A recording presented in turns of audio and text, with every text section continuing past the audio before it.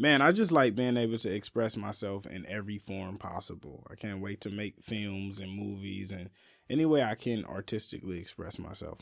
I'm in there. When you want to make films and movies, are you thinking like, would you want to be in front of the camera or more so behind the scenes? Where do you see yourself? In the adult films, I see myself in front. That's good. And the other is directing for sure. That's really confident, man.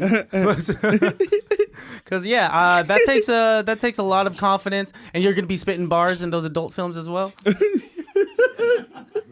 And then we just got rapping though. Because if I was directing that, 2020, man. well, you'll have a cadence going on, right? Right, the beat.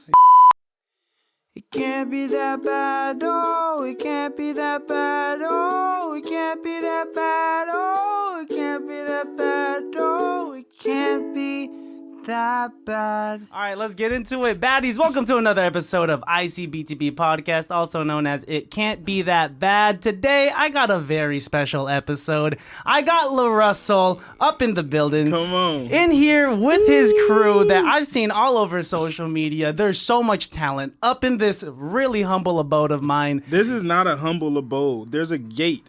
You have to go through a gate. That's not a humble abode. There's no way I could. All my cousins that live in like Pittsburgh, they're just like, oh man, Christian, he lives in Vallejo now, and I have some other cousins that lived off of Lemon Street. And they're like, yeah, but you live in a different Vallejo. It's a very different Vallejo. You live in Vallejo. I open this curtain, I could see Costco. So I can see Costco right there. Right. I got Target right there. Everything is just 1 minute away. Right. But I just gotta say, thank you for coming through. You pierced my algorithm back in like maybe 2018 because I've known a lot of people in your circle. Like our circles it's a Venn diagram. So there's like Truly, who I know. Yep. Yeah, and who I know is Jordan. Yep. I know David, who I know from like 2013. Yep. Back in the day. And I think you had just formed GoodCompenny around that time, right? Yep. There was this video that it was like a mockumentary, like inspired by The Office, where you guys would go into the back. Right. Yeah. Wow. The kids in there. They're kids. They're just like kids. I got it. I got an idea, right? So I think we should look at the data and then we should ask the fans. That was the first video I saw of y'all. Wow. What were times like back then as opposed to now? Like, what was that like?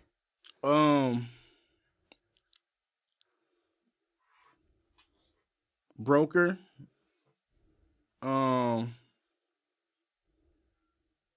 We were just figuring shit out. Yeah. Which we still are now, but it was different then because there was like no resource. I think I got the first black magic cameras and shit in like 2019, 2020. So it was just like really us figuring everything out. 2018, I had just start releasing music as a solo artist and like putting it out. So that was like all of our first shows, and yeah, everything was really super group effort back then because it was all new. It seemed like everything was so collaborative. I think it was one of my first times seeing a group effort that was so authentic, especially since there was something so relatable because like I know that person. Like I knew multiple people in that group, and to see the journey kind of happen so close, man, like it's right. truly That was inspiring. like the inception of an artistic scene in Vallejo. Like the one that we kind of all witnessed today. Like, man, a lot of the podcasters and musicians and artists that I see now doing things like came off of that GoodCompenny tree in some form. Like we were cultivating so much art. It was new. It was new. Yeah. I mean, like you started off, you made live sessions popping. Right. I was just like, and these are real live sessions, and these are extremely talented people. And then the circle of individuals that you're putting on this platform that was growing at such an exponential rate. Like Yeti. Like I know Yeti as Kiernan. And then I see him on GoodCompenny, and I'm Right. like, damn. You know what was so dope? That GoodCompenny ended up becoming like a you made it thing, kinda. Like almost like amateur night at the Apollo. It's like, well, if you got there, like that was a bigger. It's like, oh, he's gone next, you know. And it was dope because we got to see a lot of. I got to see a lot of artists like, man, get syncs and placements and just get the following grow or go get a deal. Like it was really a launch pad for so many artists. It's a beautiful thing that you do. And I think you might already know it, but like you're an inspiration to so many people out there where they might discover you on a Tuesday when they were planning on giving up on that Wednesday. And that's all they needed to see. And that is something the world needs right now, because you made it possible in like this world where a lot of people feel like social media is convoluting talent. Right. Like it's diluted with so many artists out there, and that's great. But you, I don't know, like you kind of like provide that light at the end of the tunnel. Fact, I appreciate that. Dude, and like me as a creative, like you came in, the first question you asked was like, what do I do for a living? And I said biotech. And that doesn't really fill that bucket in my life. Nah, it pays for this, right. This humble That's abode. where you work. Yeah, that's where I work. But then like at the end of the day, like you see these 3 cameras set up. I see these people like in this room. I see you in front of me, and I'm like, this is why I do that. It's because that buys me the time. It buys me the necessary tools to be able to have these conversations that will be forever immortalized. Right. And your 9 to 5 is your first investor. Yeah. Like your job is your first startup investor. And when you're able to look at it with that perspective, like you just said, it buys you the time and it allows to have this space cultivated. Like you get to use it as such. Yeah. What was your life like before rap? Like, did you always have in mind like it's gonna be this and no other way? No. I've always been rapping though, but I didn't always. I had a delusional sense of like we used to be in high school, like, oh, we're gonna get signed and but it was like delusional. None of that happened, and it wasn't going to happen. Like I wasn't there yet. You feel me? But no, I was just working. You know, there was a point where I was working so much, like 15, 16-hour shifts, to where rap was just like a sub genre of something I was doing in life. Like it was something I was doing in my spare time that I just always loved to make music. Yeah, and eventually, like, it didn't become like, oh, I could really do this shit until I released that first project and people just start kind of responding differently. And it just, you know, it was like, right? And then I went to the first show and it was like, and it just kept happening. Moments kept happening that was kind of assuring me like, this is the path you need to take. That's dope, dude. And I think that kind of delusion in high school that we've all had about certain things, those backseat freestyles, because I've definitely gone like, you know, after like a blunt, I'm like, I'm the best freestyler out there. I'm so good. The best freestyler at BioMarin. Dude. Well, let's talk about it. Is there a biotech freestyler out there? No, right. Man. I don't think so. Have you ever seen anyone spit bars in a lab coat? I don't think so. You know, every time I tell people I used to work in aerospace, there'd be people in the comments like, yeah. It's like that's a very niche audience. It's so niche, man. I mean, like, but you got that audience. Right. All those aerospace engineers. Right. Yeah, they're like, maybe one day. Right. Maybe one day I could also one rap. Day. They're out there just fixing planes and shit. And they're just like, fuck this wrench. Right. And they pick up a thesaurus and they're just like, I'm about words now. Right. You know, I listened to most of your discography leading up to this, and I never worked out so hard in the gym. Right. That's why I'm wearing this shirt. I was thinking about wearing a long sleeve today, but I was just like, nah, man. Come on. After listening to like 6-year albums, I'm feeling vascular. That's hard. That's hard. Dude, you're dope. You're so dope. I appreciate it. Like, do you just wake up and you're thinking of rhymes? Is it like that? Yep. I wake up and go to sleep thinking of rhymes. Wow. It's just like, should be going through my head all day. The other day, we was riding back home in a truck. And out of nowhere, I was like, you need to have a plan for when shit don't go as planned. Mm-hmm. And that was it. It just came to me. And I was like, bar. Damn. And everybody in the truck was like, it was just a random, it was a download. It got airdropped to me. That's so good. I needed you around when I was coming up with my like senior quote because that shit took me way too long for it to still be trash. And you out here just like thinking in bars. How do you do that? I mean, like your hooks are really good. In come 2021, like I started because I started from the Field Effect, and then I worked my way up to the most recent stuff, and then to see like how much you play around with different sounds, because you could also sing, and that is so upsetting because that just means you're good at all these. Like you gotta leave room for the rest of us, man. Because like once I heard Pieces.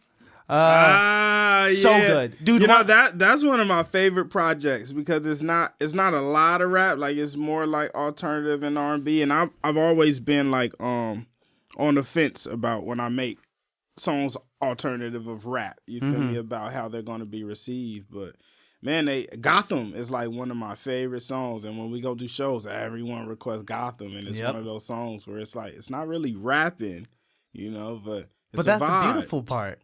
I mean, like, you got vibrato to you. Like, you could...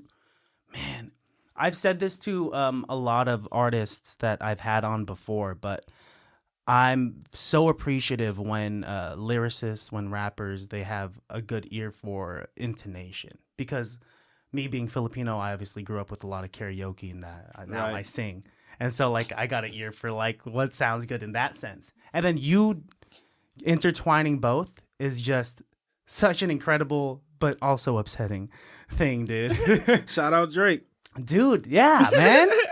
He's opened the doors for us all. Yeah, I think Scooby Snacks.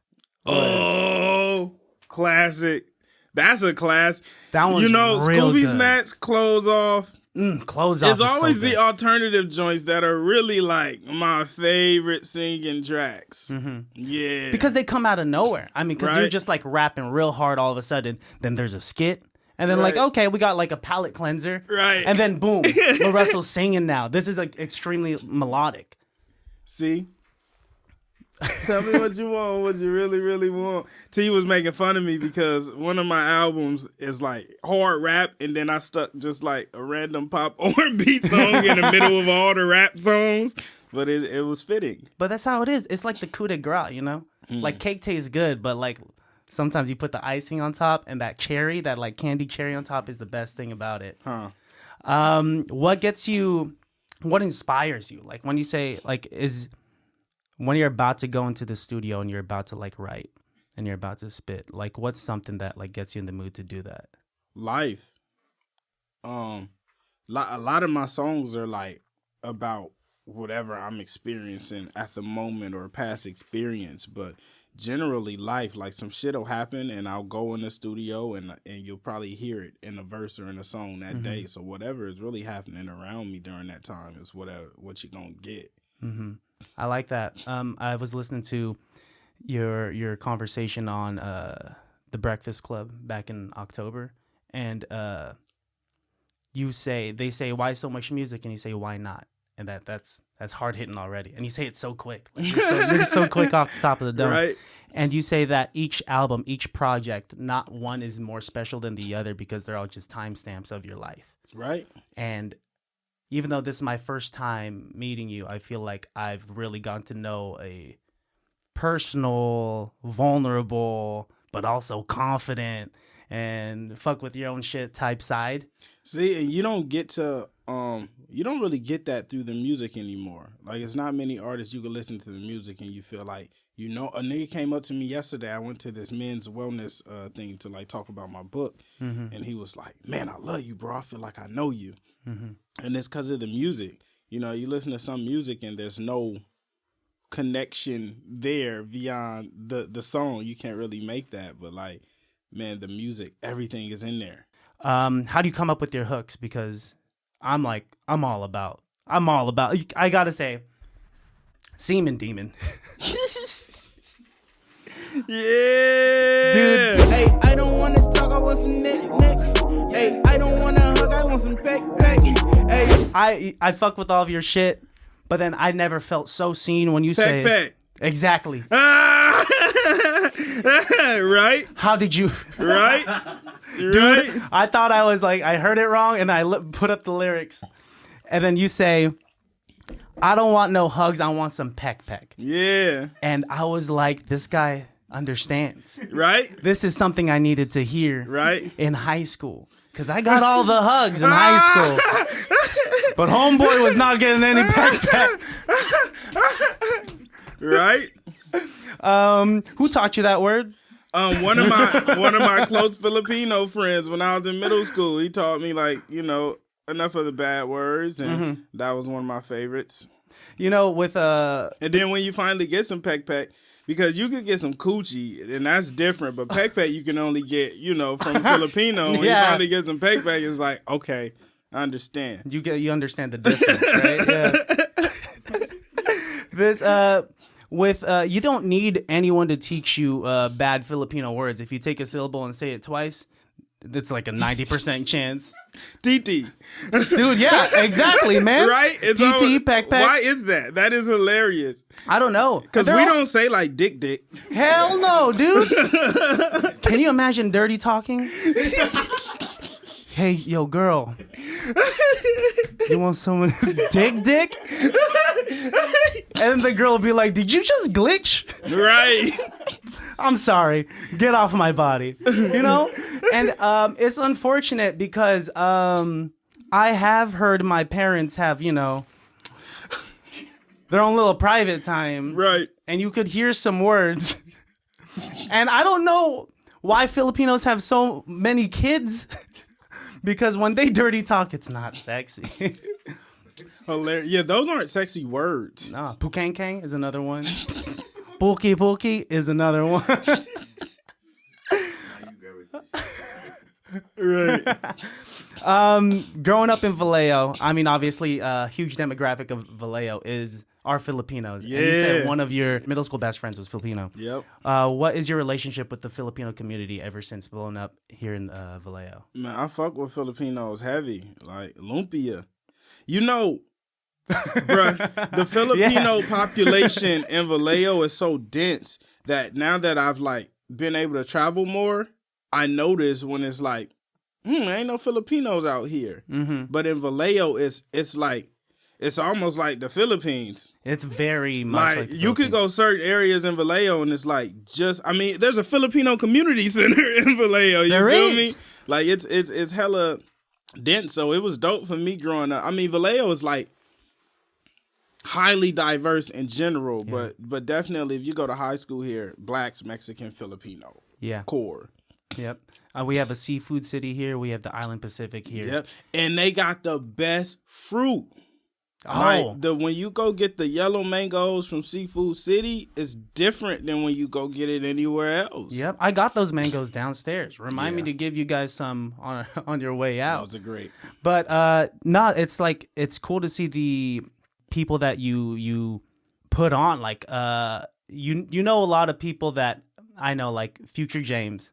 Yep. Hokage Simon, who I know. Yep, Filipino. Come dude, on. Would you say that your success, can you talk about how it's made life easier, and can you also talk about how it's complicated some things? How has it made my life easier? I mean, it's made my life easier because I'm now able to do what I love for a living. And that's really my core focus. I just have to do what I love and do it great, and I could have a sustainable career. It makes it more difficult because there's just a million things that you have to do when you choose to do what you love for a living, because you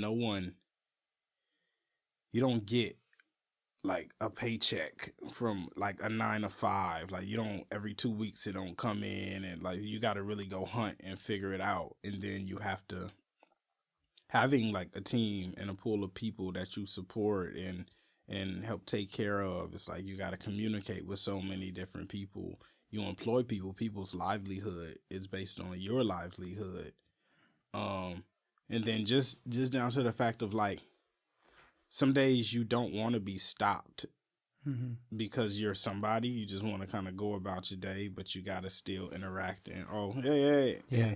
And sometimes I'll forget. Like sometimes I forget. You feel me? Just like pumping gas. Like sometimes you get out at the gas station, it's like, oh shit, yeah, and it's like, oh shit. You feel me? You can't do normal things like that. I can though, but I just have to remember who I am in those states, right? And what you got to deal with. We was in Target one time, and a nigga came up to me and just kind of like stared at me and couldn't get his words out. Wow.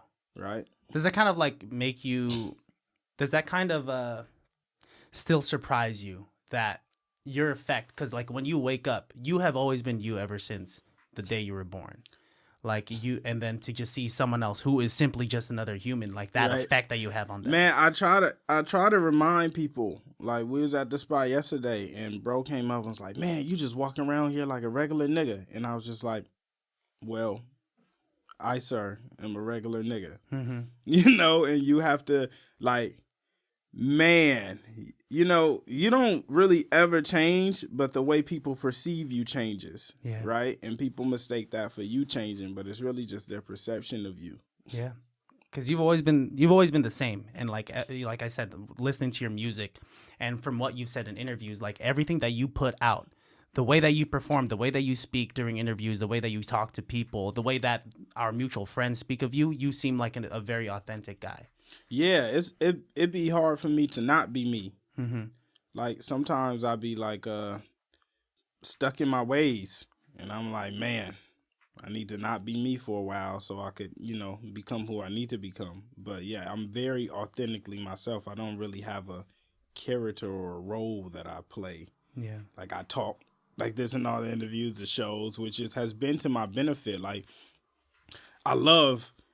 Man, I used to, I've always enjoyed performing, but some days, like, that shit will bother me because I'm like, damn, I have to perform or I have to put on a show. But now it's like, I just walk out and walk around and say whatever I want and sit on the floor, stretch if I have to in the show. Like, I can do whatever now. So, you know, it's just like, yeah, being authentically myself has really allowed me to flourish in this role. At first, with performing, it did take a toll on you, you said, but now it's since you're just yourself on stage, it's different. Yeah, I mean it's still depleting, but it's also charging. Like we be on the road all month, and then we'd come back and we get to do a backyard show, and it was dope because the backyard show is like sometimes after a show I go ride my bike, and I be filled with energy. But the next day I do need to take that time to kind of like release everything. You feel me? Yeah, and especially the way that you perform, I don't think I've ever seen a video. I don't think I've ever seen a reel where one performance was lesser than the other. You go out there, you are watching more of your videos is like, obviously I'll watch it a few times to like really let it sink in. And then I'll start watching the people watch you and see that kind of effect that you have on individuals. And that stuff is so dope. Right. You have this post from way back in the day. It's of Kujo, and I don't know if it's Fonny in the crowd, but they're looking at you and they're hyped as fuck. And the caption is, if your homies don't look at you this way, get new homies. Right. And that is such a beautiful thing, man. Definitely. Man, we all of my niggas are like me. And there's just a certain energy that comes with that. Like we are hyped and excited about the things we do. Like, man, those early shows were so crazy because no matter which one of us was performing, all of us was in the front row. Like, yeah. You feel me? And that's just the energy of the tribe. And that energy has bled into other facets of these Vallejo creatives. Like you were asking me earlier, like, how do I know Kujo? And I told you how I met him. And then Now he's doing a bunch of stuff with your homies, and I've gone to a few of their events, and the way that they elevate each other is just something that every single creative needs to see. And if you don't got homies like that, you got to get new homies. You don't have homies. If you don't have homies like that, you don't have homies. Mm-hmm. I don't know, it's a big deal because I've definitely had friends in the past that like didn't give a fuck that I was creating. And that shit hurts, man. But then all of you guys are just like sharing each other's shit, going to each other's shows, being right at the front, showing up in each other's pictures and whatnot. Right. And that's so dope. Do you still get that giddy feeling now that you performed in front of like crowds? Like right beforehand, you hear everyone chattering outside and you know it's seconds before you get up on stage. Do you still feel that giddy feeling? Yeah, it comes later now though. Like sometimes before a show, I'll be like, ugh. But it's always like right before it's action time. It's just like, once I got a microphone in my hand, I'm like free. Isn't it crazy how it changes things? Right. Like holding that microphone. It's like when you're a kid and you had that one toy that just, you like, man, Scuba Steve. You feel me? Dude, I just watched that movie. Right? Great reference, It's dude. it's like that. That's how the microphone is. It's like, now I get to be free. What was it like yourself. for you as a kid? Like, what were you like on the playground just spitting bars already? No. Actually, kind of, though. You feel me? Like, me and my homie used to, like, beat on tables at school and rap. And he'd make beats with pencils and shit, and I rap over it. And me and my sister used to rap over, like, burn instrumentals from LimeWire on the boombox. So I was always kind of, like, rapping in the background. But, nah. I mean, I was chilling. Mm-hmm. What were you like as a kid? What would you say LaRussell was like when he was young? Mischievous, slightly devious. Damn, dude, you're spitting right But now. I was also, I feel like I was always a really cool kid. Cool in what sense? Like, people... Like, if you know how, as an adult now, you see some certain kids or you meet them and you be like, man, that's a really cool-ass kid, or you be like, that fucking kid is... You feel me? Like, dude. Everybody was like, this is a really cool-ass kid. Like, everybody... I was a joy to have around. Uh-huh. Yeah, there are definitely some kids that I've like run into. I have this coworker, his kid, he said that his kid went up to some dude in Target, looked up at the dude and said, "What's wrong with your teeth?" And then walked away before the guy could say what's actually wrong with his teeth.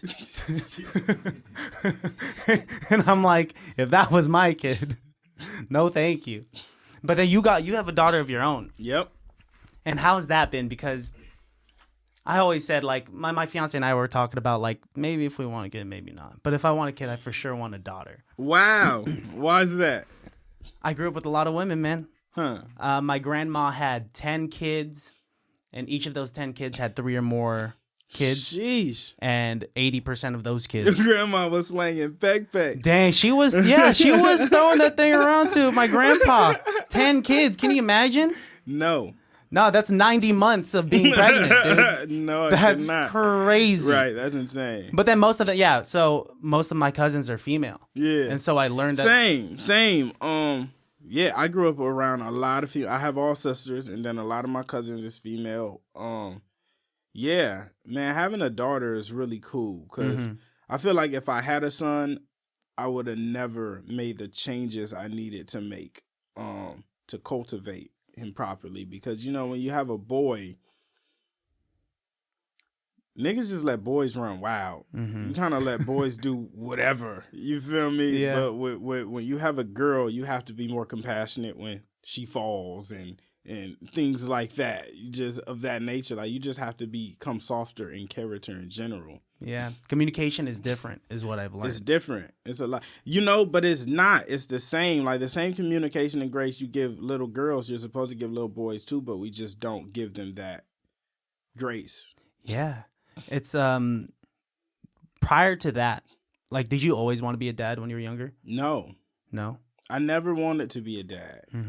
Like I ended up having a child, but I was never like, man, I had a child when I was 17. Yeah. I don't think anyone's coming out of high school like, man, baby next. You feel me? So it was never like my dream, and it was something that took me a long time to like adjust to and embrace and accept. Yeah, you skipped a lot of chapters, and that teaches you to grow up real fast. And on top of that, like you were working, and you were also working toward this dream. Right. And what qualities of yourself, now that time has passed, what qualities of yourself do you see in your daughter? She's witty and really intelligent, analytical.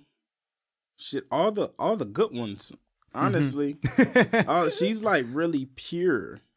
Like she's like I feel like she's a form of me that I didn't really get to be. Like some of my purity was tainted a bit because of my environment and shit that was just kind of that I was experiencing, that was going on. So I feel like she has like all those qualities without the tainting. Yeah. I think my dad always taught me that like a simple life is a happy life. And do you vibe with that? Is that the kind of like environment that you think you provided for your daughter?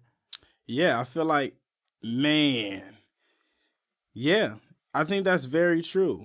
And that's really the life she enjoys. Like her excitement comes from hanging with her family and just doing things like that and watching movies together. And it doesn't come from material or anything beyond that. Like it's really, man, she's a very low maintenance, minimal person to be happy.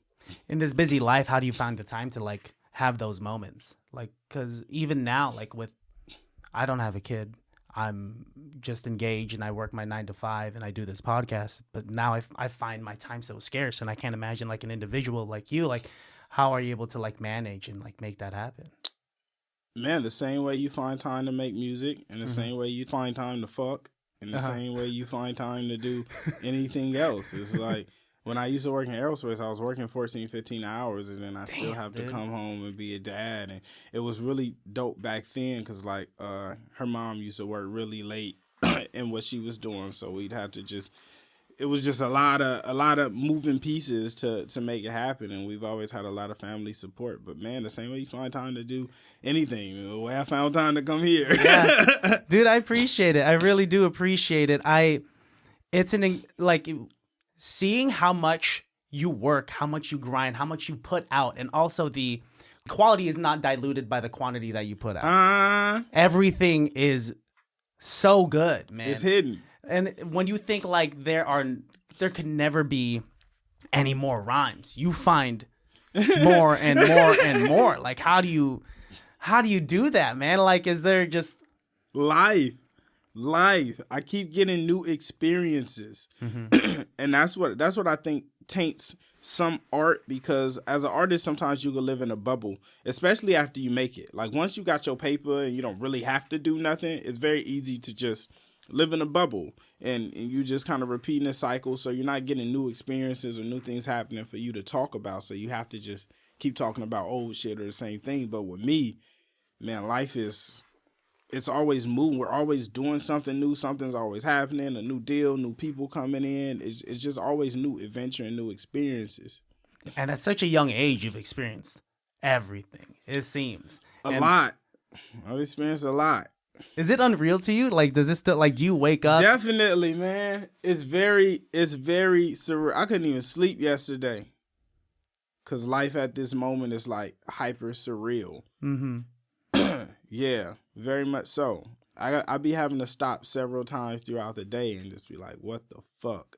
That's good. And that's like the fact that you really just let it sink in and that it affects you every single day like that. That's, I think that you have so much humility with your success, which I think is something that you need to hold on. Like any artist that reaches a point needs to hold on to. Right. Because I think that's one of your best traits, is that a lot of people look at their phones or go see you at the pergola and they watch you and they're just like, oh, I see a lot of myself in LaRussell. There must have been like multiple forks in the road where you're like, I got to make this decision or that decision? What were some of those forks in the road where you felt like you made the right choices to get to where you are?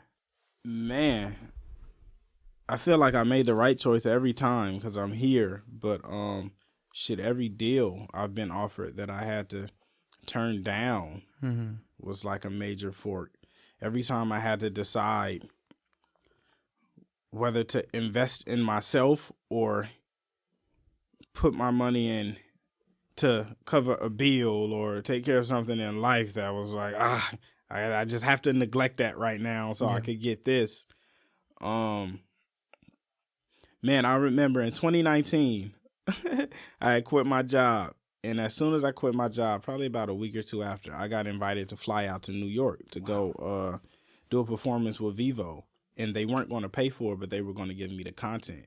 And it was like, bruh, this is the last little bit of money I got. But it was like it was a worthy venture. It was like, I have to go. And there's been so many instances like that in my journey where I'm like, fuck, this is it. I don't know what I'm going to do after this, but the universe always takes care of me. The universe always sends me a care package. And you've ended up exactly where you are right now. Right. Like, did things start to snowball or was it gradual, would you say? Man, yeah. Things have been moving hella fast, but when you're in it, it feels slow.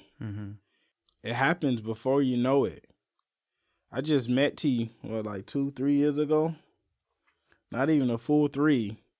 2 years ago, and we live in a compound now and run a whole business, and the deals are bigger, and we travel the world, and none of that existed prior. Yeah. And then prior to meeting T, I dropped my first album in 2018. Yeah. And, I was still sleeping on my mama's couch and on the floor in my room and just trying to figure it out. And my backyard was not what it is. And it's only been 5 years. So it's like every now and then I'll be complaining and I'll be hurt and I'll be low because I feel like it's not going fast enough. But 5 years for all of this to happen is like light speed. So quick. Like I said, I saw your first video in 2018. Right. And then to see where you are right now. Like it's insane. When you started GoodCompenny, when you put out your first album, a kindergartner was born. Right. You think about that. 5 years, dude. Right.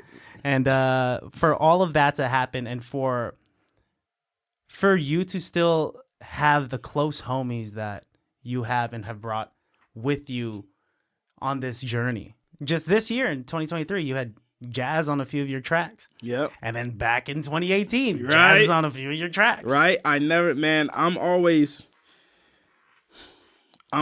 moving. And my thing is like, I'll always come back to see where you at, but I'm never going to stop.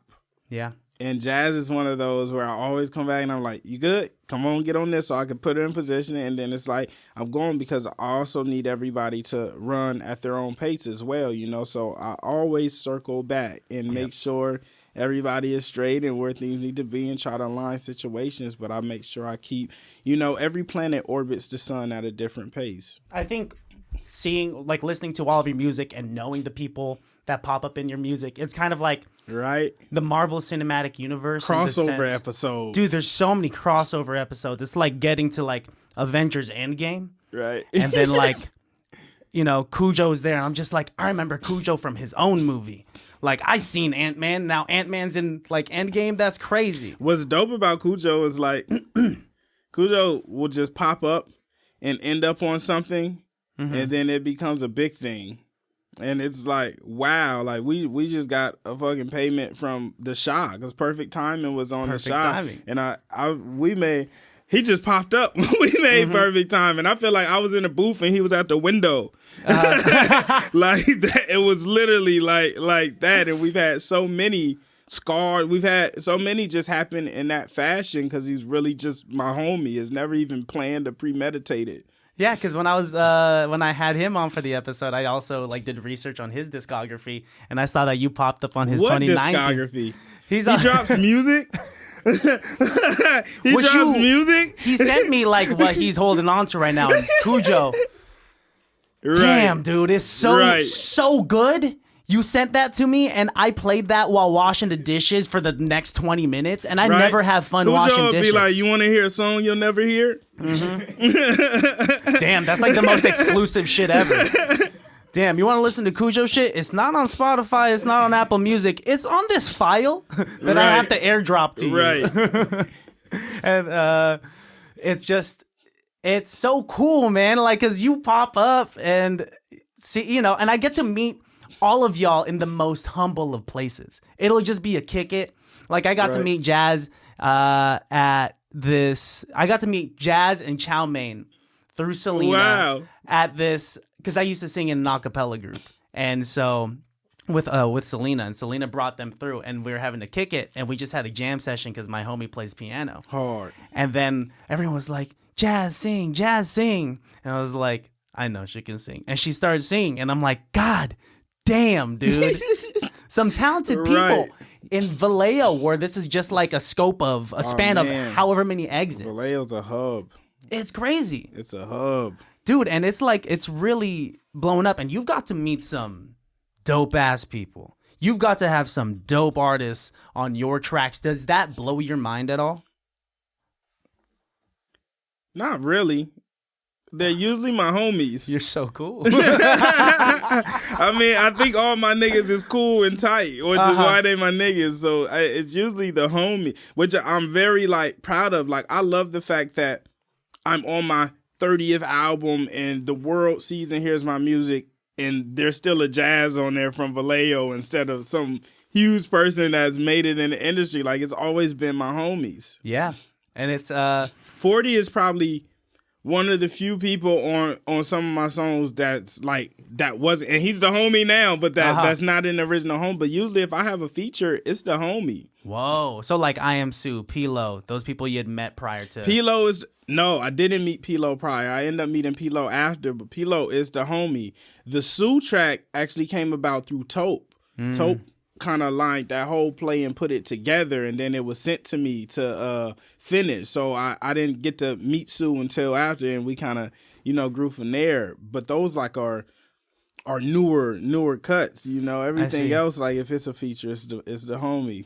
Yeah, I mean, it's just because I was like popping into each album, like, okay, so Taupe produces a lot of your stuff. So dope. Yeah. So cool. And then like Simon on the keys, who that guy is really talented. And then you just sprinkle in like, yeah, I got U40 right here. Right. Yeah, I got Iamsu right here. Right. It's cool. And it's just like, what the fuck? This discography is insane.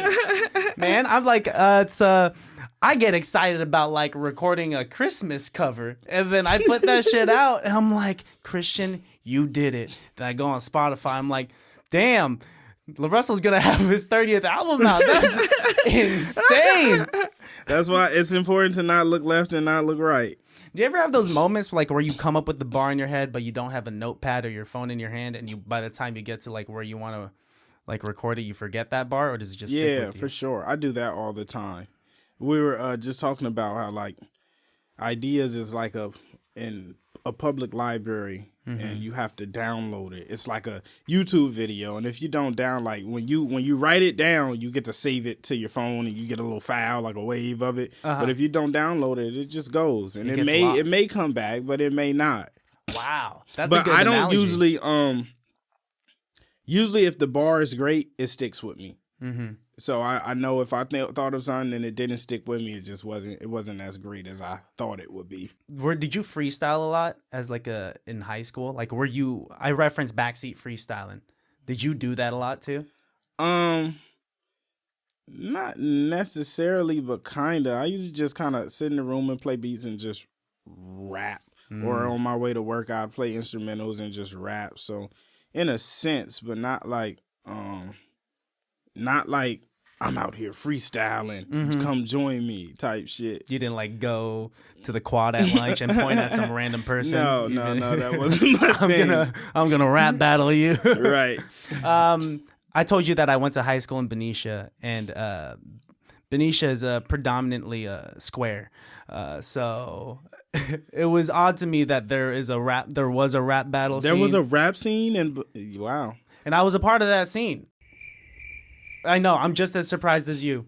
You know, if I walked in a rap battle circle and I looked around and it was all Asians, I would be like, when are the rappers coming? We're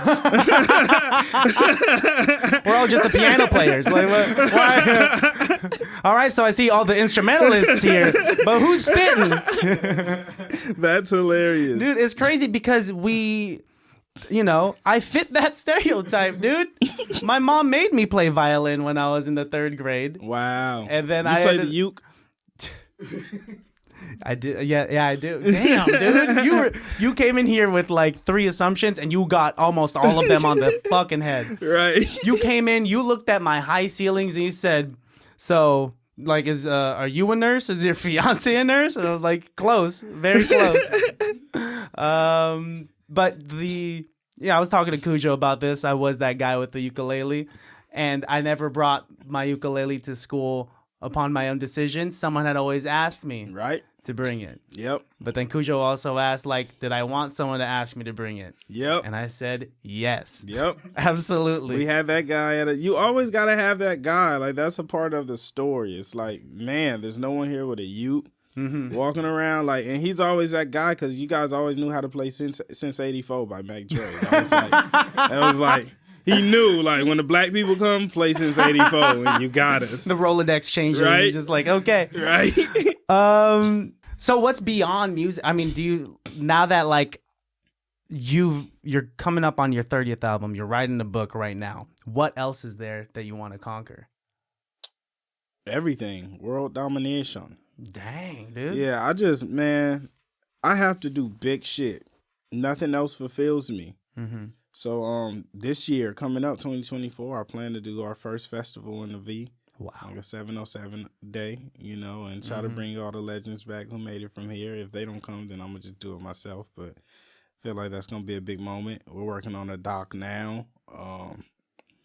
I'm actually about to change the structure in which I tour to where I'm going to be doing residencies instead of traditional touring. Like this year, we've been all over more than I would have liked. So now I'm going to people are going to have to come to certain hot spots to see me, and we're going to make those places home. But what are those spots? What places have spoken to you from? I believe I'm going to start with Vallejo, Oakland, Los Angeles, probably Sacramento or San Francisco.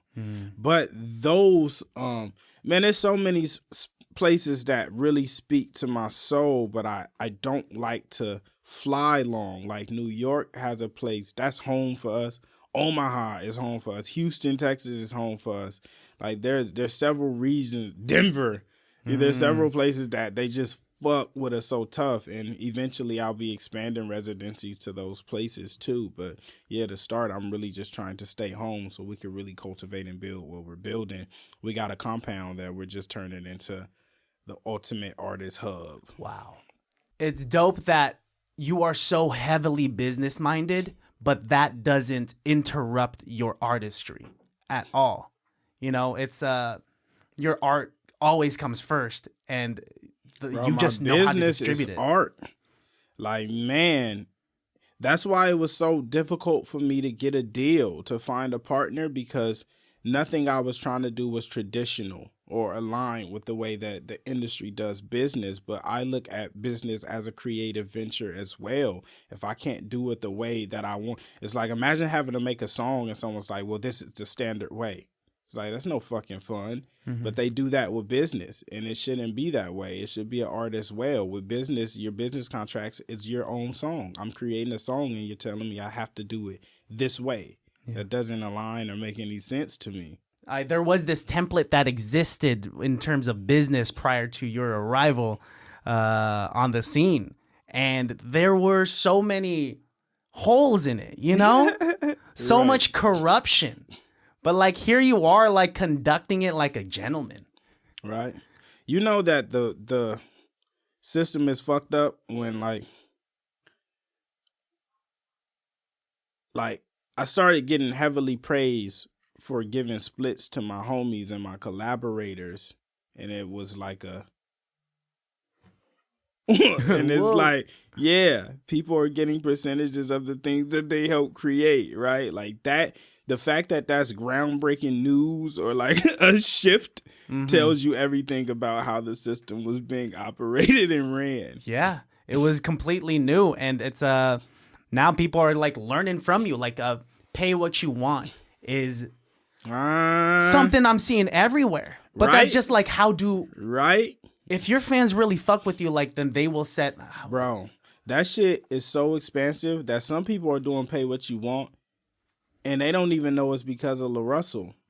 Like it's got into them through a 4th, 5th, 6th party. So they don't even know where the inception was, and they don't even know that that initial inception was from Nipsey, and then it came to me and got revolutionized, and then went. You feel me? But I see so many people doing it now, and I was just on a call with the owner of Even the other day, and like I was the first artist to ever use Even and just kind of set the outline for what that is, and to see now, I mean, they have a waiting list of 25,000. There's thousands of creators who make their money now and sell direct to their audience, and that's because of LaRussell. You feel me? So that shit it's insane. The impact has been insane. It's only been a few years. Did you ever think that GoodCompenny was gonna turn into this beautiful thing on top of like you being in charge of it? I did. I always felt like GoodCompenny would supersede me. And like when Tessie first started blowing up, it was really like evident. Like, you know, like when people start coming to the shows and they start saying GoodCompenny, you know, it became more of a fandom thing. Like I just start seeing it more and more. And yeah, I hope I am building a brand that's going to supersede my career. Like, you know, there's going to be a time where people are buying GoodCompenny and supporting GoodCompenny, and they don't know who LaRussell is. They may have gotten there through a Tessie or through a Shantae or through a Kujo or through who knows will come in. You know, a lot of people know GoodCompenny from the live performance sessions. They didn't even know us from our own shit. It was from seeing a Lil Yee or a G-Pop or someone, you know, that wasn't even directly in our crew, but someone that we just helped cultivate something. It's cool to see those sessions, and it's so cool to hear your laugh at the end of someone recording. Right. Like I remember like Yeti, I think he had recorded like one of his songs. It might have been like My Cat Peaches. Yeah. My cat Peaches sleeps and shits and eats. That's it. You hear him laugh, or you hear you laughing in the background. And I'm like, this is so dope. It's really cool. How does it make you feel that everyone else now is just doing live sessions? Man, it's a beautiful thing. Every time we look on social media, sometimes Tia send me something, and I'll send her something back, and it's just like, man, we really laid the blueprint for not just artists, but a lot of content creators. Like, we see our blueprint everywhere. The way we do our thumbs, the way we do captions, the way we do the live set, the way we do visualizers. But we've been so transparent with how we do and deliver our content that, man, it was just easy for people to replicate. And it's a beautiful thing. It's a beautiful thing. It's crazy. Every time I see that shit, I'll be like, what the fuck? Like, are you aware of how much of an impact you have on business and culture and just the game in general? Some days I do be, and then some days I be delusional to my own accomplishments and impact, which is a good thing too, because it kind of keeps me working and like striving. But there are days where, you know, I have really good people around me who remind me of who I am. Like me and Splash go on walks, and that nigga spend the whole walk telling me who I am. You feel me? Not even intentional. It's just like that's the level of excitement it is for what we've been building. Like you were talking about before, like how that person just kind of was at a loss of words when they saw you, and you're just like, I'm just some normal dude. And then I've had a few people, like, because I would tell people, like, oh, like, I got LaRussell coming, like, this week. And say, like, damn, you got LaRussell? Right, the whisper. Damn, this guy got LaRussell? Like, are you nervous? I'm like, I'm more excited. Like, I'm always nervous to begin with whenever I, like, record a podcast because I care. But in the back of my mind, and for what I heard, I was just like, dude, LaRussell's just some guy that happens to be really, really, really good at what he does. Right. Right? LaRussell's just, you know, the example of what most of us creators should be. You have inspired me to, on those days where I could just be lazy and watch Netflix, there's always this kind of voice in the back of my head, just like LaRussell's voice. Yo, dude, Get your ass up. peck, man. I don't want no hugs. I want more peck. I want more peck like Christian. If your fiance is gonna give it up tonight, she doesn't want a lazy piece of shit. She wants someone that's gonna go. You make gotta something. earn the peck. Yeah, man, it's a beautiful thing, right? Dude. It does not come free. You have and it shouldn't. It shouldn't. If it's free, it might not be for me. No, definitely. Damn. Wow. Just always. Is it difficult for you to not rhyme? Like doing like a podcast and you just tell yourself, LaRussell, don't accidentally spit today. You did it again. You did it again. And then boom, right at the end of your phrase, there's this whole like library of words that could rhyme with it. Yeah, I appreciate you for, even though I don't do what you do, nor could I ever do what you do, you lay down an example for me to just be a hard worker, for creators to be hard workers. That's hard. I look at this home, and even though I earned it through biotech, it was still me working hard. Yeah. Yeah. But I look at these 3 cameras, I look at you sitting in front of me, but that's because of hard work. Because of the work you did. Mm-hmm. You earned it. Like if you didn't buy all of this to where you could have did the interview with Kujo and posted it and did the work it took to cut that up and get those clips out to where I could have seen it, it wouldn't have happened. You earned it. Yeah. And that's how it's always going to be in life. Like you're only going to get what you work for. Nothing more, nothing less. Like nowadays, it's easy to kind of ridicule ourselves as For sure. creators, to think that we're never going to make it. And you know what's crazy? You don't have to think nothing. You just have to do the work. Everything else kind of gets in the way. Mm-hmm. Like if you just do it every day or twice a week, 3 times, however, if you just do it, in repetition, you'll get everything you're supposed to get from it. Yeah. We just usually don't do it. But we still expect to get all the results from it, and it's just like, it's like expecting to walk into a clean house and you didn't clean up when you left. Yeah. It's like, bruh, you're insane. I think that's just like how it is nowadays. I mean, with like social media, with how things are just so fast paced, we want immediate gratification when the name of the game has always been and will always be that hard work will pay off. Right. Just try your best. You say 10,000 shots, man. Someone might give up on their 9,999th shot. No, man. Keep going. Man, Splash told me the other day, he was like, that image that be on social media of someone digging and it's like a diamond and they stop there. Yep. And it was like, bruh, that one is like, if you dig even deeper, it's like 100 more of them motherfuckers that you missed out on. It ain't even just that one diamond that you missed when you stop digging. It's hella more. Do you think it's healthy to be content, or should we always be hungry? I think it depends on what you're content with. It's like, if you're content with someone abusing you, no. But if you're content with the amount of money you have and you're happy, yeah. It just depends on what your contentment leads you to. Where are you at? Are you content? Are you hungry? Are you all of the above? I'm not content. I'm like, I'm hungrier than ever.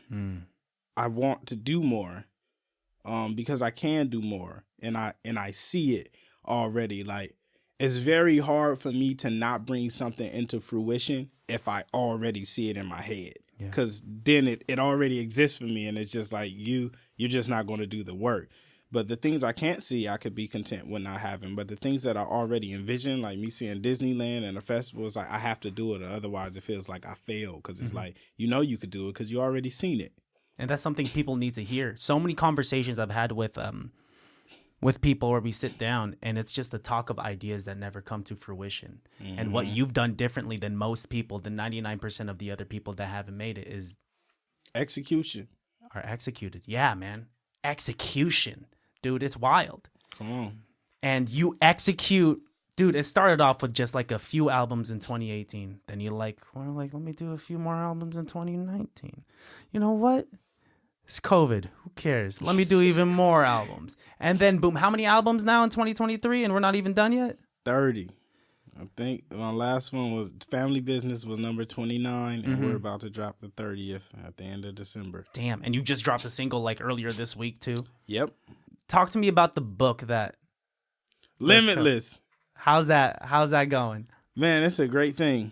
It's a great thing. Sometimes I forget Mm-hmm. until someone reminds me That you're writing a book? Fucking book. I'm writing another book now, but I've already released 2 books actually. Mm-hmm. One called The Bullshit We Tell Ourselves, and then my second book was Limitless. And man, I just like being able to express myself in every form possible. I can't wait to make films and movies, and any way I can artistically express myself, I'm in there. Mm. When you want to make films and movies, are you thinking like, would you want to be in front of the camera or more so behind the scenes? Where do you see yourself? In the adult films, I see myself in front. That's good. And the other is directing for sure. That's really confident, man. Because that takes a lot of confidence, and you're gonna be spitting bars in those adult films as well. And then we just got rapping, no. Because if I was directing that, 2020, man. well, you'll have a cadence going on, right? Right, the beat. Yeah. Can I tell you something very embarrassing, and you're not gonna judge me? Come on. Future Christian, turn the cameras off. When I was first fucking. I got some first when fucking I was tales. First fucking. And I was not trying to bust early. We all come up with tips and tricks, right? Everyone goes. Okay, come on. The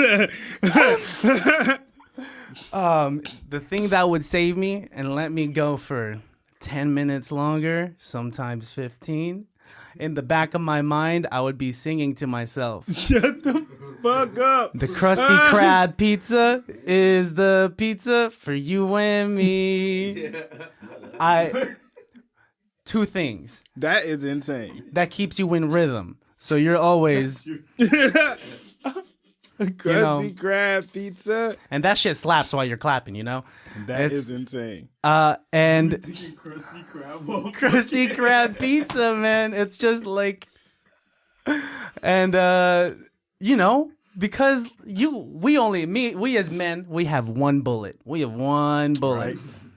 Girls, when you're having sex with them, they got like a whole machine gun ammo of coming, you know? Yeah. But we got one bullet, and it takes a while to reload. So yeah, the Krusty Crab pizza. Sometimes I'm able to get 2 bullets out of there in a fair amount of time, and it just like reminds me that I'm different.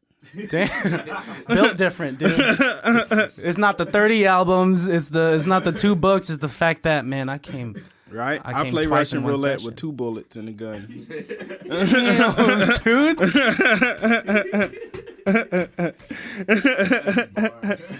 That's a bar. Someone remember that. I'm ready for closing remarks. Before we end this podcast, I got to offer it up to you. This podcast is a little different. So it is called It Can't Be That Bad because it started off with defending bad movies. But I did this with Kujo, and I hope that you're open to it too. Come on. But we do improv scenes in this. Have you ever done improv before?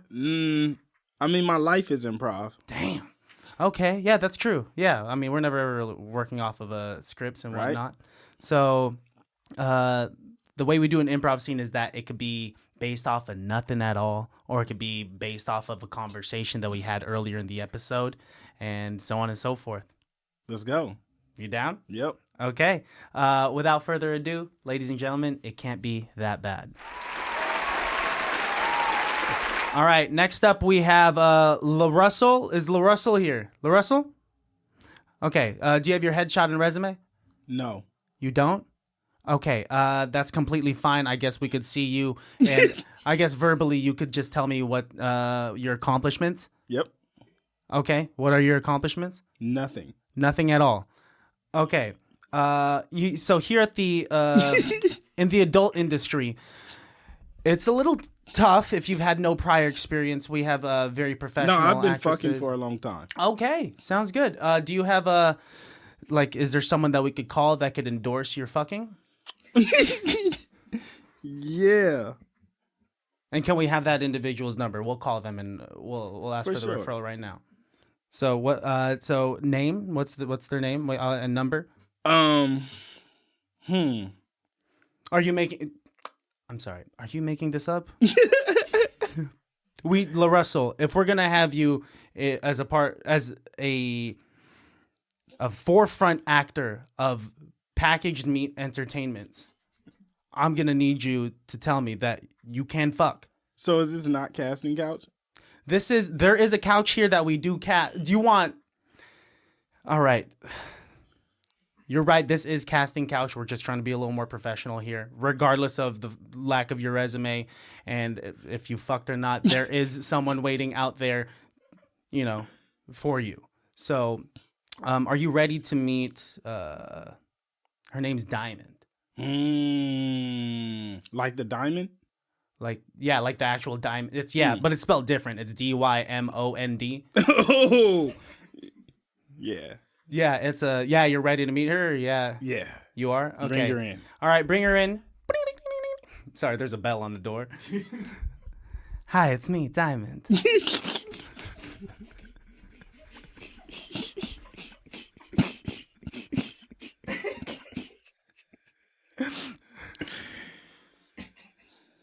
Okay, cut to 1 year later. LaRussell is the biggest adult industry star that there is. LaRussell, just a few comments. No comment. No comment. Okay, all right, guys. I guess we're not Or a getting condom. Wear a condom. Wear a condom, guys. That you heard it here first. Cut to another year later. LaRussell is twice as big as he was before. LaRussell, more comments on you being the biggest adult actor out there. Viagra. Viagra. Write that down.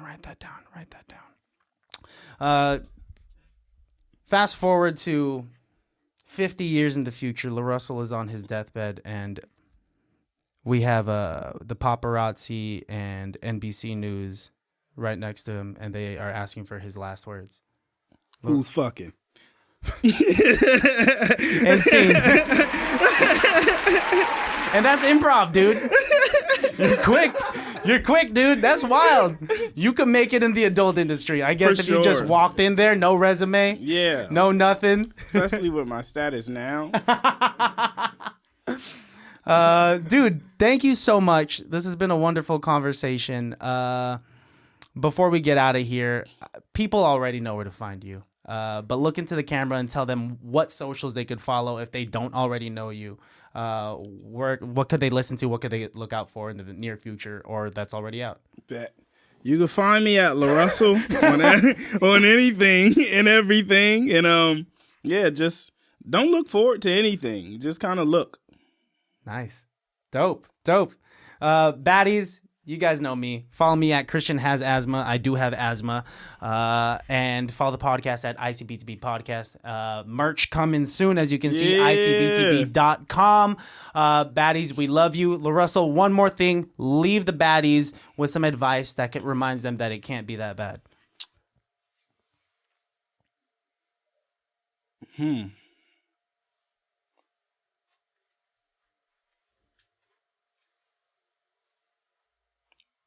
Your grandmother was giving away the peck at some point. That's true. All right, baddies, we love you. We'll see you later. LaRussell, thanks for coming on. Take it easy. Love. It can't be that bad, oh, it can't be that bad, oh, it can't be that bad, oh, it can't be that bad, oh, it can't be that bad.